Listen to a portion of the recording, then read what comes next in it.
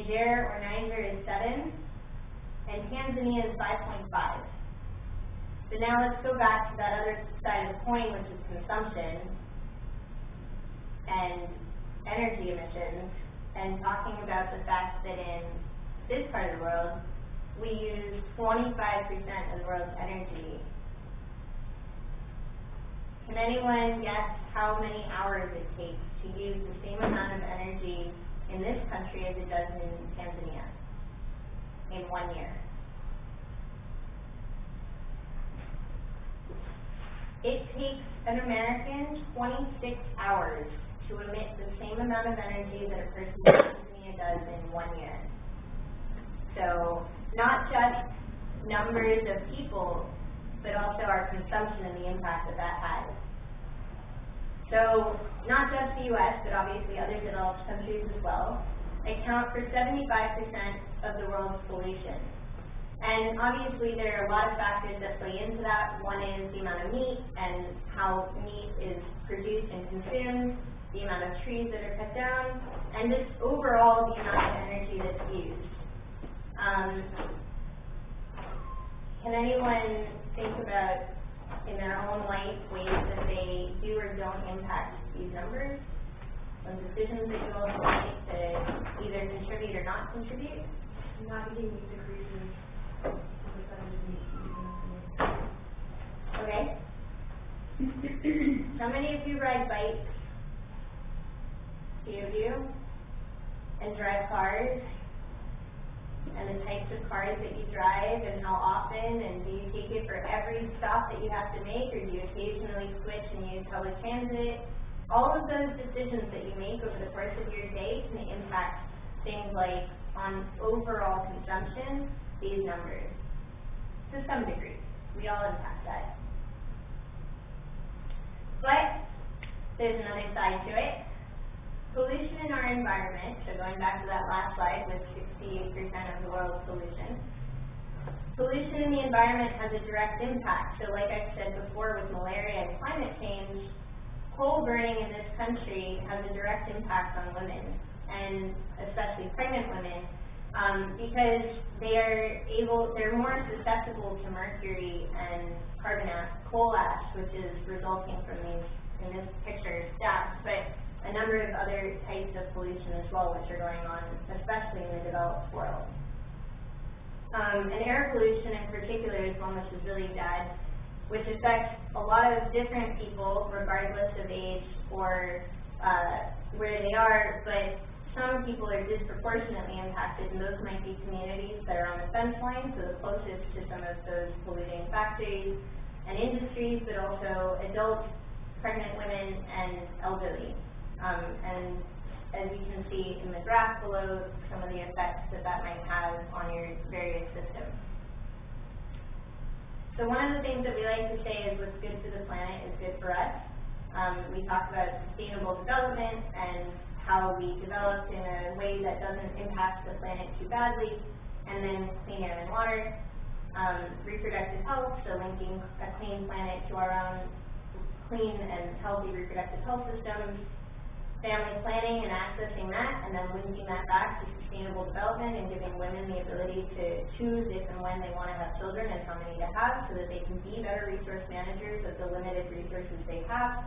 And of course, clean energy, which I was just talking about, as well as safe and healthy products. And so you might have heard that the group that is hosting this event recently hosted in April for Earth Day part of a larger campaign relating to toxins in our products, and it was called the Toxic Zombie, which the Sierra Club hosted with the Reproductive Health Technologies Project, talking about things in our daily products, your soap, your food, the bottled water, and the fact that there might be BPA or other types of toxins in it, and the effects that those have on all of our reproductive health.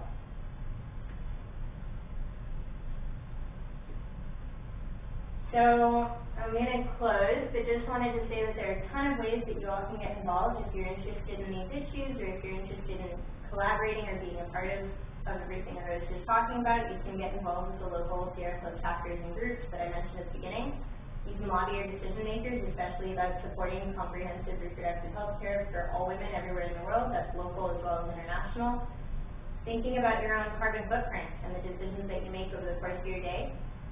Every year we host 2 trainings in DC, all expenses paid, flight and hotel, and we train 10 youth activists once, and then in the second training we have roughly 15 young people and 15 older people of all ages from across the country, and then you can get a stipend to put on activities in your own communities. So think about that. Our next one is going to be in February, and we'll be posting it probably in DC and posting the advertisement for the application probably a month before, so in January, on our website and Twitter account and Facebook page, so check that out. We'll probably post that on our Facebook page. Cool. But then you can also just get involved with local activities, hosting film screenings like the one that I just showed. It's not actually our film, that's Population Action International. They're one of our partners. You can find them on our website. You can host a lobby day, or you can talk to your community members, host an activity like this one. So that's our Twitter handle if you all are on that. The Sierra Club has its own Facebook page that we occasionally post to as well. And if any of you is interested in getting in touch with me, please feel free. My email is at the bottom, and I'd be happy to talk more with you about any of the things that we've talked about so far.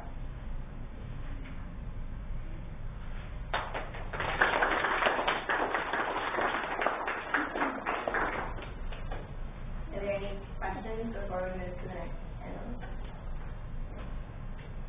I mean, I think this can kind of be however we want it to be. Does anybody have questions for Naomi about any of the information? I know there was a lot, and I went through it kind of quickly. So I'm Joanna.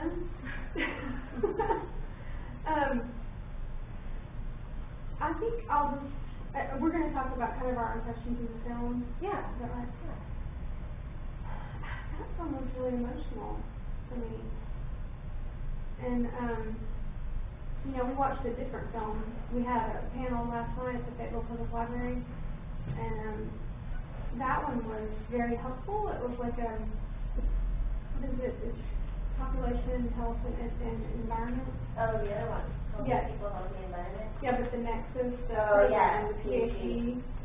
And it was a really cool, like, empowering program that taught mostly women in rural villages. I think it was focused on Tanzania, this program, to teach the community, other community members about family planning and health issues and environmental things that they can do to help their communities be more sustainable, but mostly the family planning and how important that is to the economic and educational and health and environmental health of their family and the community.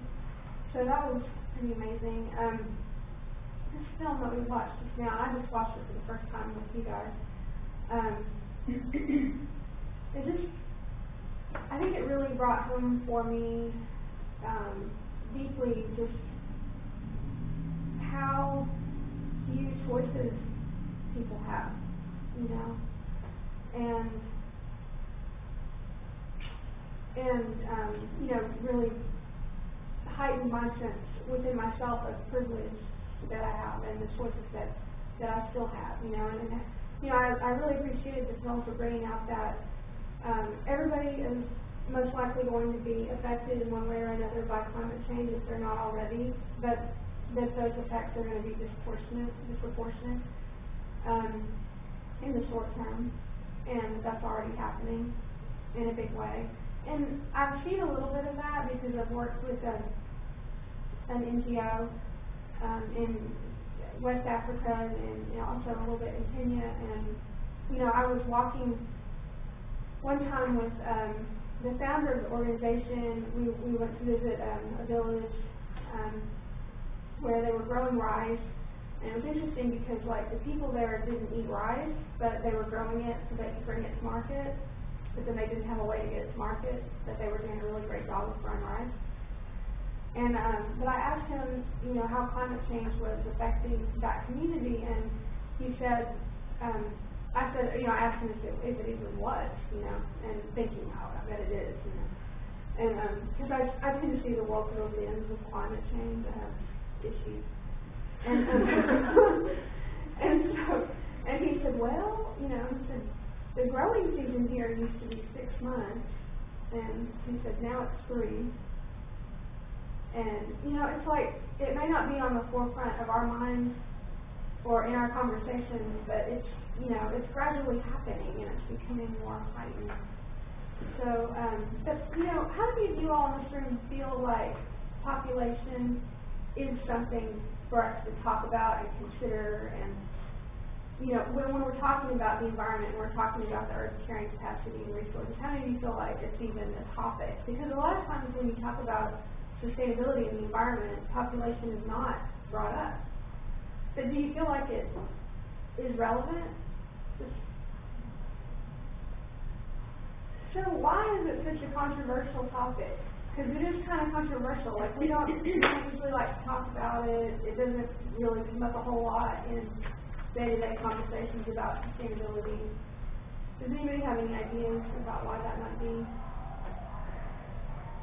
Any thoughts on that? No, of course. And I think there's a myriad of reasons. So. Yeah, I feel like reproductive health isn't, or environmentalism in the United States isn't really connected to reproductive health because we do have a number of 2 children per family. It's not part of our lives to say we live with 7 kids per family. So I feel like the United States can very oftentimes, our discussion is going to be about the environment in the United States, not the environment of the world. Because I feel like we just don't see it to be able to connect with the way you live in other countries. Yeah, so like we can kind of put our blinders on and not be aware necessarily or think about what's going on beyond our borders. Before today's presentation, can I see a show of hands of how many people had heard of population, health, and environment and the interconnections of the 3 areas? Handful? That's you, huh? Good job, Mel. So I think one of the reasons that population is a controversial issue is that, especially among environmentalists and biologists and scientists, there's been there's the book, The Population Bomb, and in the 70s especially, population was considered this thing that was going to explode like a bomb, and we were all going to, use up the Earth's resources, and so the blame tended to shift to developing countries where there were where birth rates are higher, but completely ignoring the consumption in developed countries, and so the blame was sort of put on brown women in the developing world, and so I feel like that has caused a lot of people to, especially people who care about reproductive justice, feminists, who sort of back off because there are a lot of justice issues when you just blame women who don't have a lot of power and don't have a lot of access to even control the decisions that are being made about Earth resources. So what I really like about this program and these initiatives is, putting the power in the hands of women and, being able to talk about population without talking about population control, because I feel like those 2 things are sort of linked in a lot of people's minds, and they don't have to be, and they shouldn't be. And there are 22 million women who want access to birth control, and I think starting there is a huge voluntary step, and as long as it's voluntary, I think that's a really important conversation. Yeah, absolutely. That's awesome. Thank you for chiming in. I think you're hitting the nail right on the head because in the past, when those conversations did start coming up, it brought up a lot of emotions around the issues of race and class, and those are things that we don't, and also sexism, and gender equality. And those are 3 topics that we're just not real comfortable with, not just in the United States, but even cross-culturally, human beings have a hard time talking about those things. But, boy, do we ever need to. now, you know. So I just, you know, it's programs like this and organizations like yours that are allowing us to get the word out, you know, and really just start having that conversation on a real honest and deeper level, you know, where are we coming from? Because, I mean, it wasn't very long ago. I mean, it was probably 2003 or 4. I can remember having a conversation. I was living in Dallas, and I had been to a Population Action International event, you know, and I was like, oh wow, this is so cool, because, you know, population had been an issue on our minds for a while related to climate and sustainability and stuff, but I didn't really understand at that time that it was so controversial and that it can really rub folks the wrong way sometimes, you know. So I was having a conversation with a fellow, well, at the time I was involved in the Democratic Party, and you know, he was just a guy that I was an activist with in the Democratic Party, so I figured we would be on the same page, you know, about things. And so I told him about this event that I'd been to, the Population Action International event. And I kid you not, I mean, he accused me of believing in eugenics and told me that I was a classist and a racist. And I mean, I was just like, whoa, where are you coming from? You know, I didn't get it. But it took me a while to figure out that a lot of the messaging about population and there being a population problem in the world was coming from kind of predominantly white Western countries showing images of developing countries having lots of kids, you know, instead of also, like this film does so beautifully that Naomi showed us, showing the two sides of that coin, you know, about consumption, and just putting all our cards out on the table. That wasn't always happening. And so, because that wasn't happening, it was a pretty offensive discussion, because it wasn't a complete discussion. That's kind of the way. But now we're having a more holistic talk, I think, about the issue. What do you guys think? I think that applies to even like Western countries, because 50 years ago, we were the country with 5 or 6 kids per family, but that wasn't in the forefront of our minds then, and now that it is in the forefront of our minds, we kind of have a superiority complex, which really we have no right to, because 50 years ago we were in the exact same place, it just wasn't a like discussion then.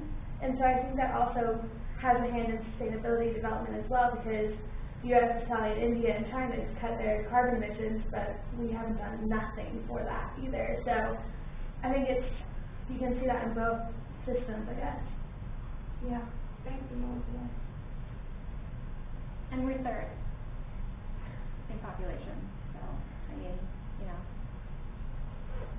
For those of you who are hearing about this for the first time, are there any thoughts? Like, what are your impressions of the film? What are your impressions of what you've heard so far? Especially if this isn't something that you're familiar with or that you've ever really talked about or thought about? Well, why do these developing countries, like the ones in the video, why do they have so many kids? I mean, is it just their culture to have kid after kid after kid? Or do they just not know when to stop? Or there's nothing else to do? Like, why do they have so many kids? So there are a lot of things that are playing into that.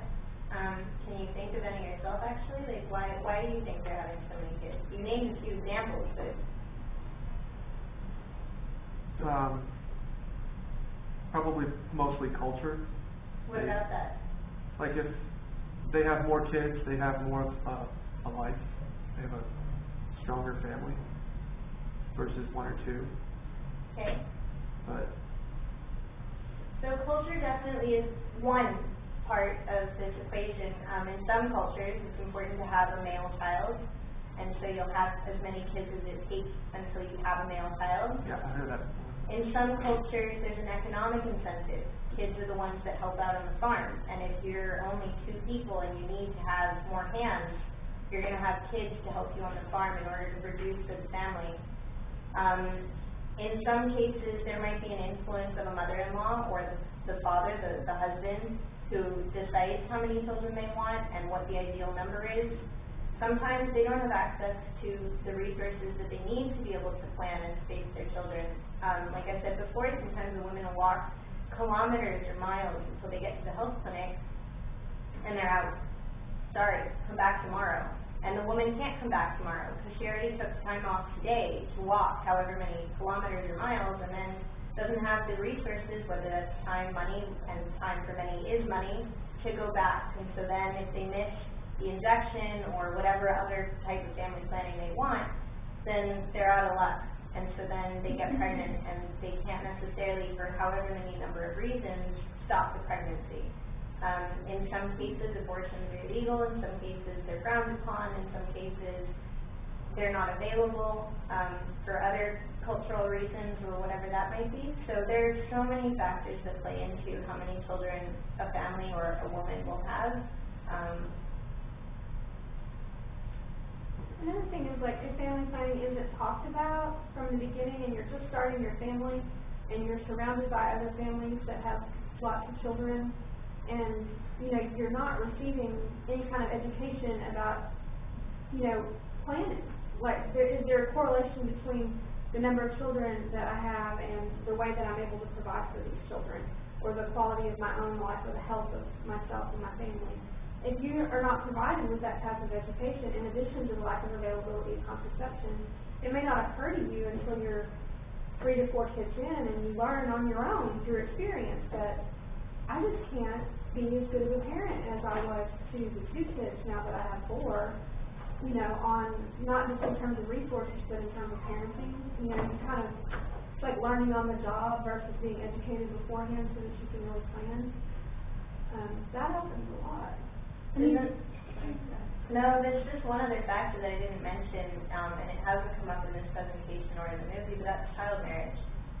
And there's a big thing at the moment to try to stop child marriage and implement laws that would enforce child marriage laws about minimum age for getting married, often younger girls to older men, and you start having kids as soon as you're physically able to, although questionably physically able to, because a lot of those girls then have complications and their own lives are compromised. But that's one thing, is that if you start younger, then your ability to conceive is a much longer period than if you start when you finish your entire education, as might be the case for some people in this room. If you wait until after you finish a master's, for instance, as opposed to when you're 12 or 13, because your parents forced you into a marriage, and then there are obligations such as getting pregnant. So that's one other aspect to it that is often not necessarily considered, but Sometimes I've also read there's this kind of concept in cultures, and understandably so, that having children is kind of a form of social security for yourself when you're older, because, you know, you already have, you're already very low income or no income, and there's not some social security program through the state that you're going to receive when you're older, and so, like, the more children you have, the more apt it is that they're going to be able to provide a split for you when you're an elder. I mean, just to kind of drive these questions home, on a more like personal note, like how many people in this room had formal education about birth control and family planning, or anything about sex for that matter, in school? If you want to call it that. Yeah. You guys just don't have sex at all. In school, I had to find it on my own. Right. But after 7 years, Right. I mean, Yeah. So, and where did you go to school? Do you mind if I ask? military parents, at the Catholic school, and then I guess before that, Holy Soul was also a Catholic school. How many more of you were taught after and family education? Does anyone have any opinions on that? Just curious, because I always like to hear what people think about it. As a form of sex education. It also brings morals into education a lot, and therefore like useful ignorance based on this like moral laws and tasks. Yeah. Can I just like it kind of going off of that, but I found it interesting. Like last year I had to do a research for a debate about like sex education in Arkansas, and they just recently basically took it out of school by cutting funding from programs that were teaching it in schools. So now like kids aren't even being educated like abstinence, or it's just like, you know, abstinence and that's it. You know, they don't know like how you know, using words about contraceptives or anything like that. So I just like, I find that kind of interesting that like, I mean, even in our own state, where like data and things like that, you know. We're also highest in teen pregnancy. Yeah. Like, we're the #1 state and the #1 country in rates of teen pregnancy. You guys think there's a correlation? So, I mean, I think that, you know, we're talking internationally because, you know, we have a lot of privilege in the U.S. and, like it has been demonstrated, you know, other places are disproportionately affected by our consumption. But, you know, we, Students for Gender Equality, you know, like to connect these issues to what we're facing at home. And so, you know, sex and contraception and education can also start right here to, you know, protect the health and well-being of people in this state too. Because not only do we have high teen pregnancy rates, but STDs are super high. We're in top 10 list for gonorrhea, chlamydia, and syphilis in Arkansas. Oh my gosh. Yeah. Because that's where. Yeah. Wow. So, yes. So I wanted to talk about that a little bit, about the Students for Gender Equality and what our group does or strives to do on the university campus. We started in April of 2012, and so we're still fairly new, and naively took on the world and didn't know it. I actually went to go and join the women's rights group on campus not long after coming back as a returning student, and couldn't find one. And so I looked at my mentor, one of my mentors, and asked her where it was it under some weird name, like why can't I find this group? And she said there hadn't been one on the University of Arkansas campus since the 1970s. And so we decided to create one, and actually we originally intended to just have a women's rights group, but we expanded upon it to be more inclusive and decided to call it Students for Gender Equality, and taking on other issues like LGBTQ issues, a whole plethora of things that I didn't even know I was getting myself into at the time. But I was aware of the intersection with women's rights and gender inequality and the environment, and how women were disproportionately affected by things like climate change. And so that was something that I eventually intended to, you know, try to inspire in our discussions.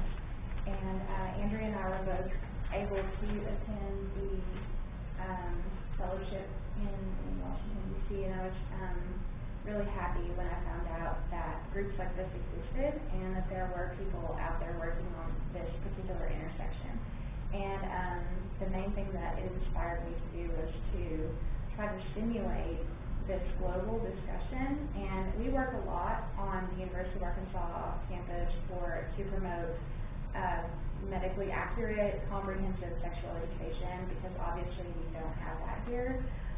Now you can't even get condoms anymore at Pat Walker. They used to provide them for free if anyone wanted to go during business hours, which isn't always when people are having sex. But you could at least go there and have some, you know, in your dorm or wherever you have sex. And you can't do that anymore. So why did they stop doing that? I don't know. Probably Sunday. Yeah. So we have a lot that we keep in our locker, and we've also recently